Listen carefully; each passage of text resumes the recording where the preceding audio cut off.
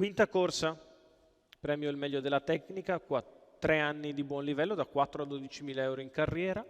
1 Ghost dei Greppi, 2 Gandalf V Fior, 3 Gabriel Cole, 4 Match Point, 5 Gursulo Jet, 6 Giulia Robin, 7 Gustav Trio.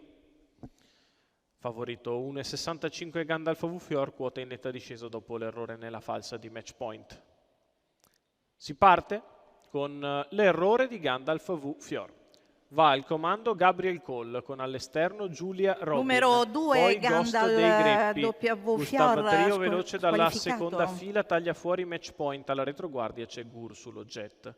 Si ritrae in terza posizione Giulia Robin, sbaglia però il battistrada Gabriel Cole dopo Numero 200 metri in 14 e mezzo, e così Giulia Robin sfila a condurre nei confronti di Ghost dei Greppi. Terza posizione per Gustav Trio, che precede Match Point e quindi Gursulo Jet.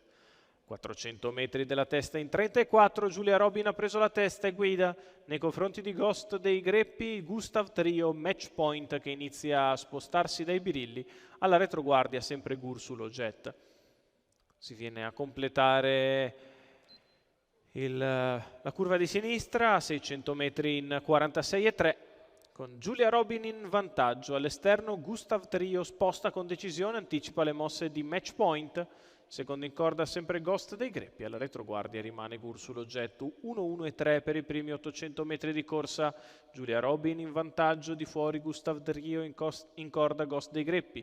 Poi Match Point, che accusa sempre qualche problemino di meccanica. Alessandro Gocciadoro per il momento si concentra più che altro a farlo trottare. 1:16,1 il primo chilometro. Gustav Trio scavalca Ghost dei Greppi e prova a puntare su Giulia Robin. Ora cerca di impegnarsi con maggior decisione anche Match Point a 400 dalla conclusione. La retta di là in 14,6, Giulia Robin in vantaggio, Gustav Trio all'esterno, Match Point che prova ad andare di dentro per bucare Gustav. Intanto Giulia Robin però ha aperto i rubinetti, prova a fuggire, sbaglia Match Point, con Gustav Trio che rimane netto secondo avanti a Gursulo Jet che scavalca Ghost dei Greppi. Nel finale Giulia Robin in nettissimo vantaggio. Giulia Robin che porta a casa il successo nei confronti di Gustav Trio. Al terzo finisce Gursulo Jet. 30 ad arrivare, 1:15,1 il ragguaglio cronometrico per il successo di Giulia Robin. Antonio Di Nardo per il training